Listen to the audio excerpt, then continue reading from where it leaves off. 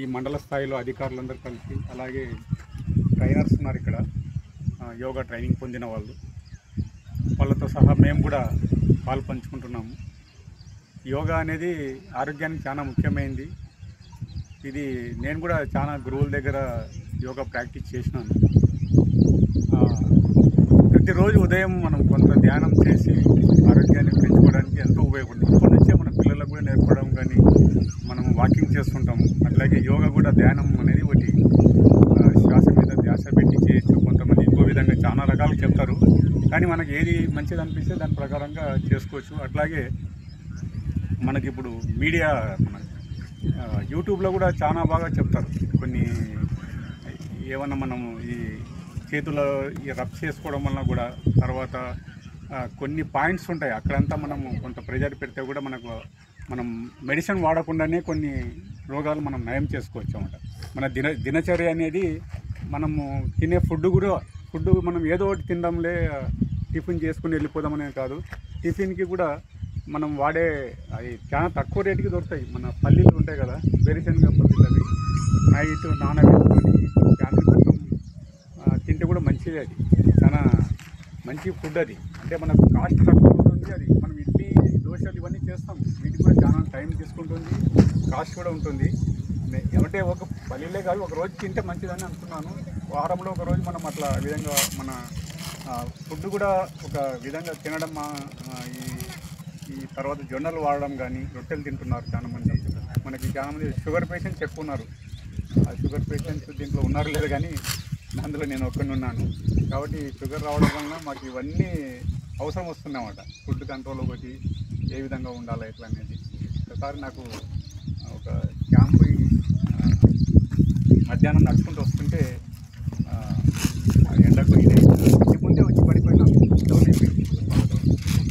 అప్పటి నుంచి జాగ్రత్తలు ఎక్కువ చేసుకొని, ఏం లేదు, రొటీన్గా మనం రోజు జరిగే ఫుడ్ తీసుకోవడంలో కానీ, ప్రతిరోజు వాకింగ్ చేయడము, ధ్యానం చేయడము, ప్రతి మనుషులు మన ఆరోగ్యం మన చేతిలో ఉంటుంది.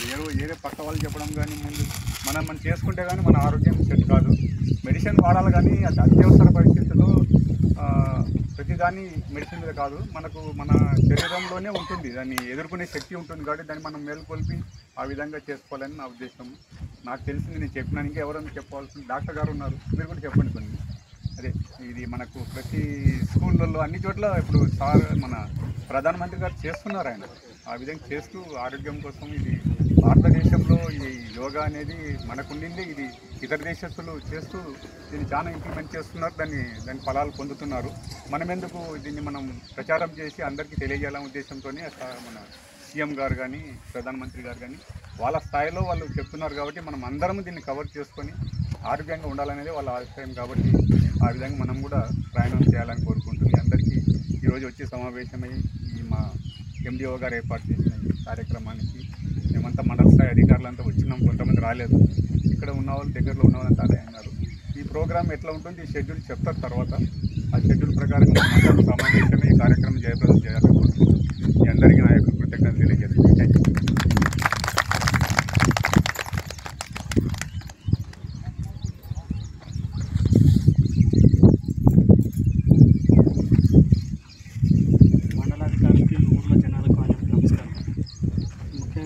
సార్ చెప్పినట్లు ఈ యోగా కార్యక్రమము ఈరోజు ఈ టైంలో పెట్టుకోవడానికి ఏంది ఇంపార్టెన్స్ అనేది ఒక 2 విషయాలు చెప్తాం.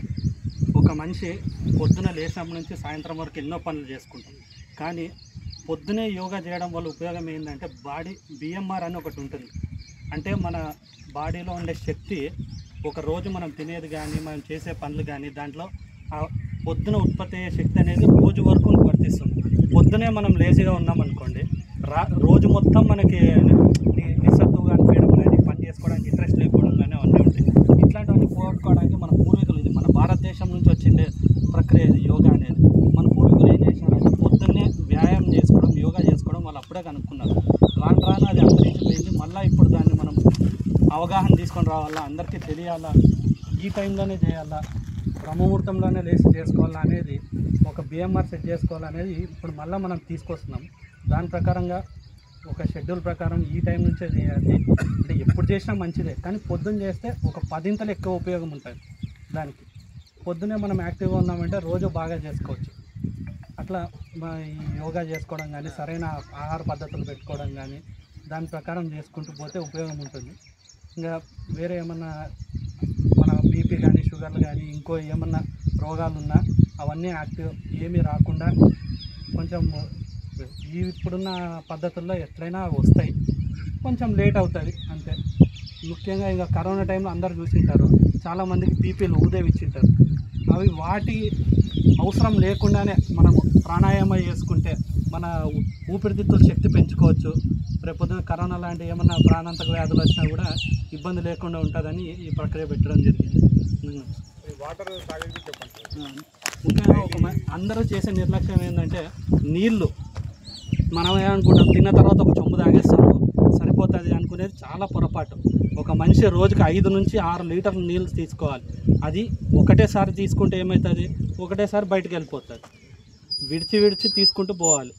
వీలైతే పొద్దున్న లేచంటే ఏం లేకుండా నీళ్ళు తాగడం అనేది అన్నిటికంటే మంచి పద్ధతి.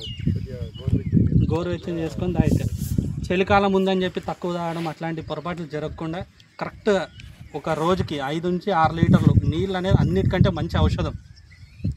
ఈ నీళ్ళకి రిస్ట్రిక్షన్ అంటే అది తాగకూడదు అని చెప్పే రోగం ఏది లేదు. ఒక చిన్న ఉన్నాయి కానీ మనకు నీళ్ళు తాగకపోతే వచ్చే ప్రమాదమే ఎక్కువ. ఖచ్చితంగా రోజుకి 5 నుంచి 6 లీటర్లు నీళ్ళు సేవించాలా. అది కూడా విడిచి అంటే తిన్న వెంటనే లీటర్ తాగడము, 2 లీటర్లు తాగడము, తర్వాత రోజంతా తాగకుండా ఉండడము అట్లా చేయడం పొరపాటు అవుతుంది. కరెక్ట్గా గుర్తొచ్చినప్పుడల్లా ఒక్కొక్క గ్లాస్ తాగుతుండాలి. అందుకే పిల్లలకు కూడా వాటర్ బెల్ అని పెట్టినారు. 15 నిమిషాలకు 20 నిమిషాలకు ఒక వాటర్ బెల్, అంటే ఆ టైంలో నీళ్ళు తాగల. అది తాగడం వల్ల వాళ్ళ ఆరోగ్యం బాగుంటుంది, ఎండకి ఇబ్బంది కాదు అని చెప్పి పెట్టినారు. దాన్ని మనం పిల్లలే కాకుండా మన ఇంట్లో కూడా పాటించాలి దాన్ని.